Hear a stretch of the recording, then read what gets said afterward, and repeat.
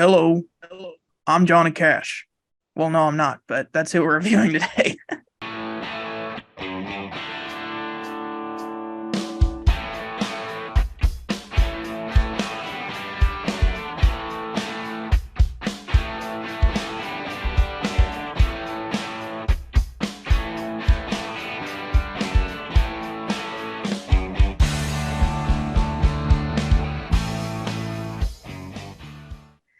We're going to be reviewing Johnny Cash's 1994 album, American Recordings.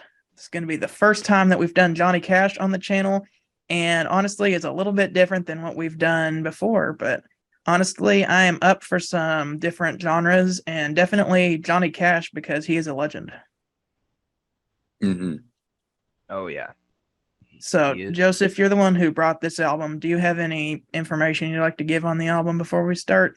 I know that around this time when Johnny Cash was not performing, recording these albums, this was done in. There's a saga of these called the America Saga, and these were all recorded after the death of his wife, June Carter, unfortunately. So this was kind of a turn in Johnny Cash's career because he had his beginning phases where he was mostly, songs like Folsom Prison Blues, Cocaine Blues, Ring of Fire, more upbeat and more classical country sort of vibe, I guess you could say, something along the lines of, like, let's say a Dolly Parton or even rockabilly style. You can argue that.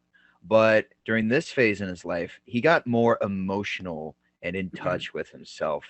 And most of the songs recorded within this whole saga is just him and his guitar. It's just one man. And this is a near lot the of the end of songs, his life, right? exactly. He passed away in, if I remember correctly, it was 2004, Okay, so this 2005. is 10 years before. Yeah, he recorded like 6 of these America albums. Okay. So I think that was also part of the reason why he took this more emotional turn as well. It's just because he's getting older, and just a lot happened in his life at this point in time.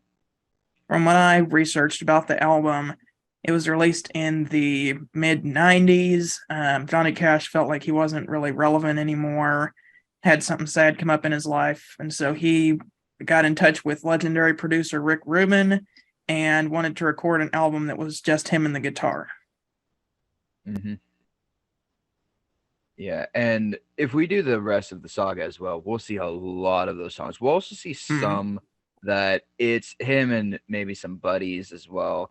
And I will say a lot of covers are on these albums as well. So Yeah. I noticed, sorry to interrupt, but I noticed one from Glenn Danzig. And I was like, whoa, the man of Misfits fame. That's interesting. But he did cover a song from Nine Inch Nails, so there's really no limit to what Johnny Cash can adapt. So yeah. And on that one, we'll get to that later on, but I will say on that one, he worked with Soundgarden on that one. Oh, wow. So, wow. Cool. I am kind of getting more into 90s music now, but Johnny Cash, we are going to get in with the American Recordings, starting off with track 1, Delia's Gone. Fantastic little about a man who it's a song about a guy who goes and drinks so much in a bar after he lost his wife. I thought it was a little sad, but I guess that's Johnny Cash's MO at this point in his career. He's all like, "Oh, my dog died and my left my wall," but like it's a great song. It's well constructed. I feel as though his vocals were very limited, like the range of the vocals were very limited in this song, but I did like it. I did like it a lot. I'm just not a fan of songs where they either speak the whole thing or where there's like a 2 or 3 note melody. You know what I mean? Kind of Johnny Cash's thing. He always had the spoken voice, spoken word. Well, yes, but sometimes you can hear the written melody is a lot larger than he's actually singing. And then I give him a pass for that because, like it's more of a compositional thing for me. It's less of oh, I don't like Johnny Cash because he's got a limited range. I know he doesn't have a limited range either. It's just, he does do that speaking while singing thing, which is, it's pretty good. It evokes a certain feeling and I love it. But every once in a while, I wish that he would, sing soaring melodies, because he's got a gorgeous voice. Oh yeah. I will say I'm gonna throw kind of a counter to that. I think for at this point in his life and these kinds of songs that he's singing, all these songs relate to life in some way or another. Yeah. I think spoken word really it really emphasizes that. Almost like a grandpa telling you a story. It's almost like that's what And these albums. and something that I've noticed about this entire album is that all of the lyrics for every single song are perfect, pretty much, for what he's trying to evoke. And like that is rare. And as Garrett will tell you, because that he and I have been doing this for quite a while, he knows that the two things I care about most are songwriting, but most of all the words, the poetry of it. That's the thing that really is the most important to me. And so he even without doing anything else, the album's already at like a 6 or 7 out of 10 for me. And but this is before we review the album. Just, anyway, so let's keep going. For me, and this is a critique kind of the whole album, not just this one song, but I really like the intimate nature of this, how it's just him and the guitar. And then every once in a while, you'll have a live track thrown in and you'll get the audience as well. But this album just feels like you're sitting in a room. Johnny Cash is on the other end of the room, sitting in a chair, really sad. He picks up his guitar and he just starts playing it. And it's like, wow, like Johnny Cash is just sitting here playing a song on the guitar. As for this song itself, I like the singing on this one. Although with the lyrics, I didn't figure out like who shot her. Did like he shoot her or did somebody else? Yeah. I think that's something that's up to interpretation. Okay. There's a different song on a future album where it's got a similar vibe, but they explicitly say, like, I shot this person. But I did not shoot the deputy. That's Eric Clapton. Or Bob Marley. Or Bob Marley. Depending on who you're listening to. Anyway, this one is good. And we're going to get to our next song. Goes by the title of Let the Train Blow the Whistle. Good little country song. Oh, I liked this one. This one's like a campfire song. Yeah. I don't really have much to say about it, just that I liked it.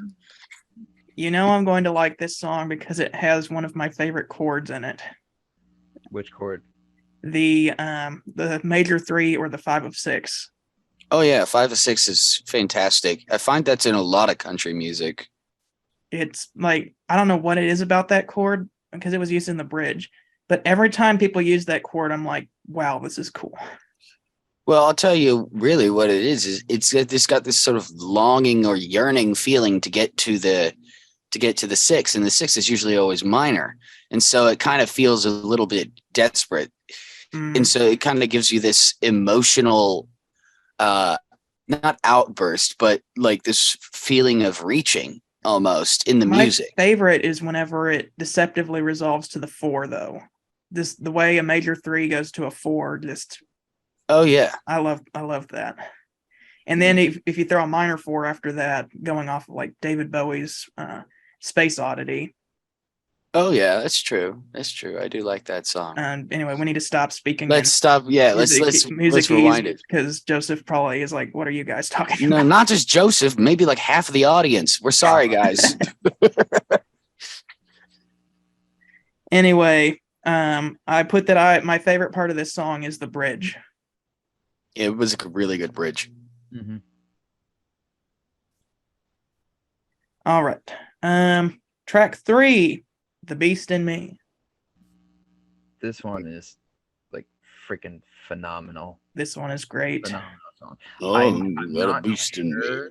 If it's I'm not sure if it's a cover or not. I didn't look into which ones were covers or not. But like there's just a couple that I know are covers. But this one, honestly, I think this one kind of speaks to I'm gonna say this from a man's perspective as well. This one kind of speaks to part of the man condition in a way, the male condition of like, sometimes you have to let that beast out. That every one of us has some sort of Mm, beast inside of us. We have to let it out at some point in time, whether to defend the ones we love or maybe to achieve a goal of ours, that might require us to push a little bit more. And that beast is usually compiled of rage, you mm, know Hmm.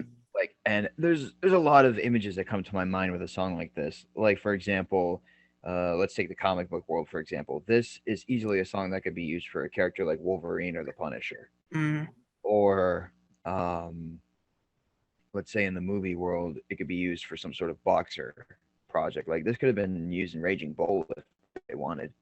um and I'm sure that just a lot of guys in general can just relate to this song yeah. so well. And you could just hear old John just. There's quite a few songs on here he just pours his heart out into. This is one of them. Mm. Yeah, this is probably one of the best songs on the album. You can definitely tell it's personal to him. And Oh yeah. I like the guitar playing on this one. Okay, don't crucify me. I don't like this one. I don't know why, but it Everyone, just didn't click. Do what? I said, everyone get your pitchforks. Get your torches.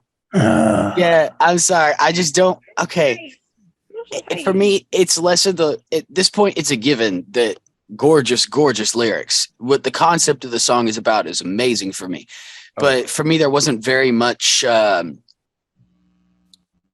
variety in the melody between the chorus and the bridge. It felt as though there wasn't enough difference.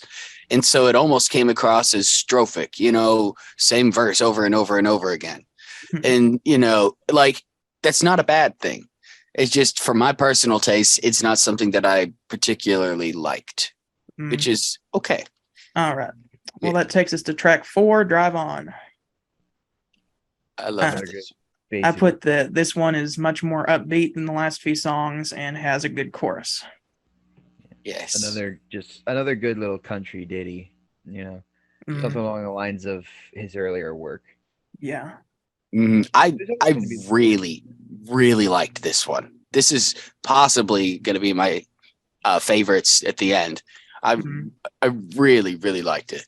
It was great that he used his higher range in such a really sweeping way in the chorus. It was good. mm. All right. Track 5, Why Me, Lord? It's a tough one for me between like this one and a couple other songs. Which one would be the best on the album? Mm, But I will say there's always something special to me about when two guys are singing hymns, and that's Elvis and Johnny Cash. mm, Yeah. And there's just something about it that just evokes a certain emotion in the soul. Like, let's take, for example, comparing it to like modern worship music, let's say. None of it's bad. Like, it's it's just all, repetitious. as long as it's all for the same purpose of giving glory to the Lord, then or self-reflection, depending on which song you're going with, then it's all good. But here's the difference. There's something about single guitar or somber piano while you're playing a certain song that evokes an emotion within people of conviction or Mm, reflection rather than something louder and grandiose with more of that contemporary style that's done, while this is more traditional. And I'm not saying either one is bad. I'm just saying it's coming one, down to personal preference. not necessarily personal preference, but I believe that one of them hits the soul better Mm, than the yeah, other. I can see that.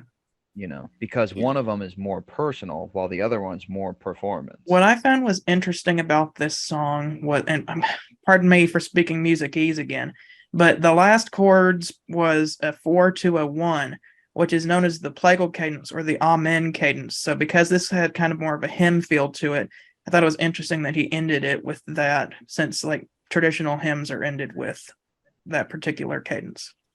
Well, this is a hymn.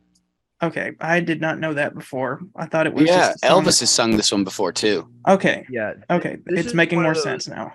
This is one of those hymns that was written like few decades after the more classy stuff like Old Rugged Cross or Uh, Amazing Grace was written. okay, This is like what would be considered one of the more modern hymns. And of course, uh, I think this is also written. I forget who wrote it. Dadgum. But I believe it was also written around the time whenever more emphasis was being put on self-reflection mm, in terms of the church. all right. So this is a good song. Number 6, 13. I loved this one. I thought that the guitar playing, especially the accompaniment, was really, really impressive. Like it just felt as though it was cascading. And usually Johnny Cash's stuff is boom chick boom chick boom chick boom, like in the guitar. But this one, it felt like he was going all out. It was nice. Also, he sang really nice too. This one he clearly wanted to have some fun with. This Yes. is Yeah. this is the part of John that always brought more of like that country western movie sort of vibe. It almost feels like a spaghetti western, you know what I mean? Like I feel like this song could have been used in a Clint Eastwood film. I wrote down that this was the best song on the album until I hit another song and had to scratch that out. I was gonna say this one is definitely not the best on the album, but it's great. It's really good. All right. Then we got Oh Bury Me Not, track 7. I put down that this one is kind of more talking than singing until the Yeah. end. Well, also, in addition to that, it's also called a cowboy's prayer. So it makes sense why it's more talking than anything. Like this is clearly one of those songs that, again, John pouring his heart out about his life, about his connection with God. He really emphasized that during his years is his connection with God, Mm. and God and faith in general. So that's kind of making me appreciate this song more. Before I was just like, oh, that's just his style. But I like talking about it with people who know a little more about Johnny Cash is making me appreciate this album a little bit more. Number 8, Bird on a Wire. This one is actually one of the couple covers that I know is a cover. It's a cover of, I don't know if you guys know him, but this is a Leonard Cohen song. Oh, Yeah. okay. And again, Leonard was also one of those guys that he speaks to life, And I will say, I love Leonard's version a little bit more than Johnny, even though I love Johnny so much. Egads. But yeah, egad. No, but I believe that John just really liked this song with the message that it spoke. How like this is a song about how Leonard kind of saw his life as well. So I believe that John was relating to it and figured, you know what, I can put this on my album too. And I mean, what are you gonna do if Johnny Cash asks, "Can I use your song on my album?" You're gonna be like, "Yeah, Yes. of course." What are you gonna do? Are you gonna tell Johnny Cash no? I mean, if you tell Johnny Cash no, he's gonna flip you off and do it. No, if you tell me no, young man, I'm gonna write a funny song about you. Want to write a song about tearing your britches down? Oh boy. I put that this song is up in Johnny Cash's higher register. Yes, I really did like this one. Yeah, I mean, it's also a little bit on Leonard's higher register as well. So the chord progression-wise, it makes sense.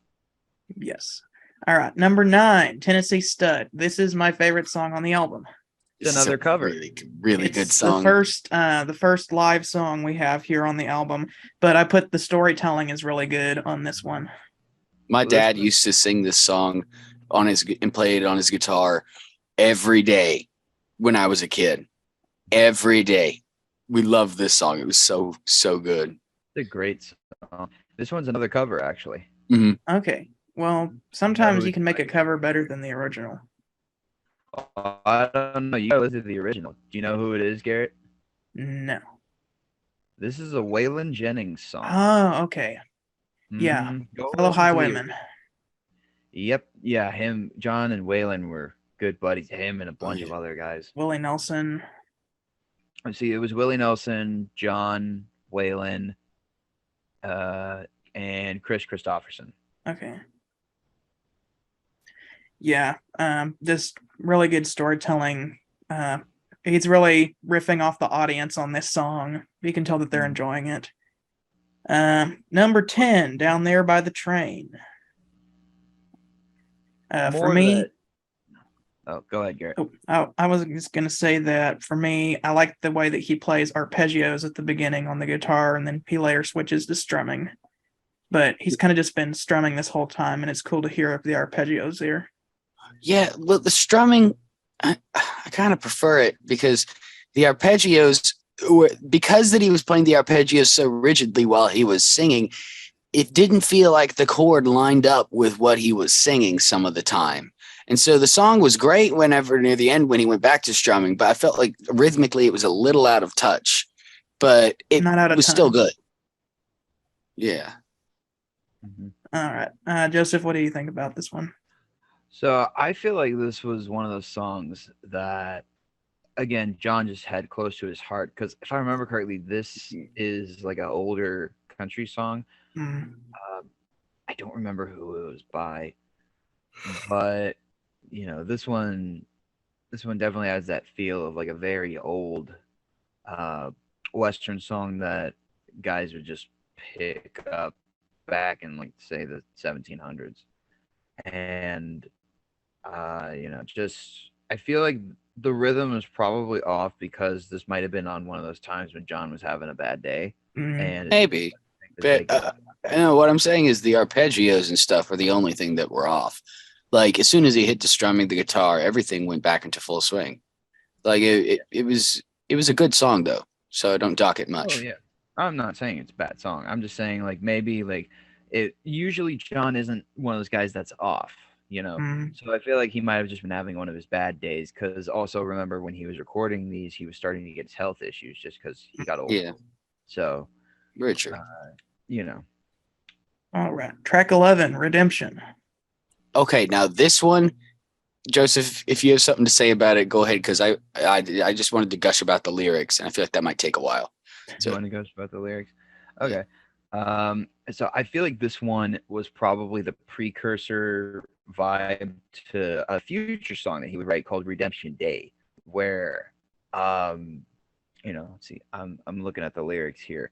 But John was one of those guys at this point in his life, he always, not always, but most of the time, integrated faith with the lyrics that he wrote. Mm. And you could definitely see that here.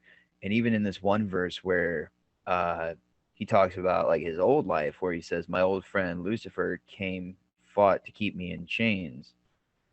But I saw through the tricks of 666." So I feel like this is a song really about how John came around, because his life changed completely when his relationship with June Carter became healthy again, because John struggled with things like alcohol and a little bit of drugs, mostly alcohol though. And so I feel like this song is about that point in his life where he turned around for the better. For me, I like the ominous sound, and this is more great storytelling, which honestly, all of these songs are great storytelling. yeah, well, you happen to mention my favorite lyrics, Joseph. So so I think in a way, especially the only other part of the lyrics which I just think is absolutely phenomenal is the ending of, I think near the end of the song, where he's like, through the fire and the blood I clung to the tree and were redeemed by the blood. Like I don't know, this song reminds me an awful lot of a song by Marty Robbins called The Master's Call, where it's basically that's the story of Marty Robbins recounting the tale of a bandit who during a raid of cattle, lightning strikes and it kills pretty much the entire flock, but a tree is struck down, but he is spared, and he comes to God, and it's got a very similar feel. This song does, and I just really like it. Mm-hmm. We definitely need to do Gunfighter Ballads later on. Yes, we do. Because that's a good album. All right. Number 12, Like a Soldier. I commented on the picking pattern that he was doing on the guitar. I feel like with a song like this, it's similar to the vibe of The Beast in Me. Again, just kind of one of those songs about just, this one's more so about pushing through than anything, rather than The Beast in Me is about like, using your inner demons as a tool. But this one's more so about the action of pushing through. So Yeah. it kind of goes back to that to integrate more of that storytelling. I don't know if this makes any sense, but I feel like this song and Redemption have to be played one after the other. I don't know. Go ahead. Oh, I was just telling you, I believe so as well. Yeah, good. Yeah, it just they both bleed into each other almost tonally. They're quite similar. I like them. Yeah. Cool. And our closing track is another live song, "The Man Who Couldn't Cry." I don't know for sure about this one, but I really feel like this one has to be a cover of someone. But it's a great story nonetheless. It's one of those ones that this is just a story Johnny Cash is telling to his audience, much like how he did the song "A Boy Named Sue." He definitely is entertaining the audience with this story because they're like laughing and cheering along with him. And I put like the lyrics are kind of funny on this one. I really like the storytelling on this. Oh yeah, this is my favorite one on the album. This is so funny, but in a way really sad. It's like the whole thing is about this man who's had the most terrible life, and then as soon as he goes to heaven, everything just magically gets better once he's dead. It's such a commentary on how grief is much stronger a feeling than respect for many people. But anyway, but it's a good song. Very good song. All right. That is going to take us to favorite tracks and overall ranking. So, Jeremy, would you like to go first? Yes. Favorite track is "The Man Who Couldn't Cry." And also, there's two more. I really like "Tennessee Stud" and "Why Me, Lord." Those are my three favorites on this album. I really think that Johnny Cash is the best whenever he is doing something that interconnects with his faith. So, yeah, these songs are obvious picks for me, and I'd have to rank this album, I think, an 8 out of 10. It's really, really good. Joseph, we're going to have you go last since you're the biggest Cash fan. But for me, my top three are "The Man Who Couldn't Cry." My favorite song on the album is "Tennessee Stud." And then I'm probably going to go with probably "Why Me, Lord" as number 3. And don't hate me for this. This isn't exactly the style I would come back and listen to a lot, but I definitely respect it for what it is. So I'm going to give it a 6 out of 10. Oh, dude, you gave the Rolling Stones a 3 out of 10. You can't. Well, that's because they were bad. At that point, they were bad. Dude, it's got "Satisfaction." That alone makes the album a 7 out of 10 at least. Oh no, it's just a good. No, yeah. Oh, okay. I forgive you, Gary. You can't say an album is a 5 because of one song, Gary. Yeah, exactly. Anyway. But we still love you. Yeah, we still love you, Gary. But for me, even though we forgive you for these transgressions, but for me, I mean, this is definitely my vibe. This is my favorite era of Johnny Cash. As you guys know, I love songs that just speak to life and speak to the reality of most people's situations in the world. Although having songs that glean more into the fantasy are great, I think having songs like these that are just raw are phenomenal.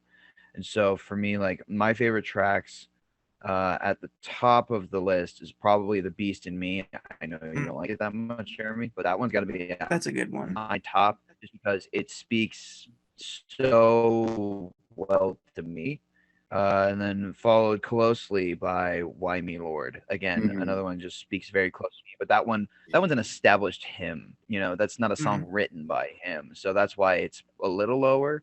But the raw emotion and the connection of faith, again, I just relate to so well. I think it was And- Trent Renzer though who said that if Johnny Cash covers a song, it's his song. So Yeah, so I can yeah, see that. I understand why where you picked the songs you did. Anyway, ranking. And then the last one I'm going to put on the official ranking, I'm going to go with the first track, Delia's Gone. I like that one a lot, just as a story about a man. I feel like this was written because of him losing June. And that just speaks to me a little bit, I can empathize with him, after hearing something like that. And of course, the fact of the man in the song drinking his life away after his wife's gone, I feel like that's a reflection of his old habits. So there's that. Yeah. An honorary fourth track, though. I mean, he does a great cover of Tennessee Stud. Yeah. I like Waylon's a little better, but it's a great cover. So overall, I mean, I would give this, even though I think the other albums in the saga are better. Okay. It's definitely one that is still amazing. This is where we got, I think, peak Johnny Cash started at this era. This is when I think he started to be at his best. And so I'm going to give it an 8.5. All Very right. good. Well, thank you all for watching our review of Johnny Cash's American Recordings, a very intimate album for Johnny Cash. We will see you guys next time. So long, farewell, auf Wiedersehen, goodbye. And good night.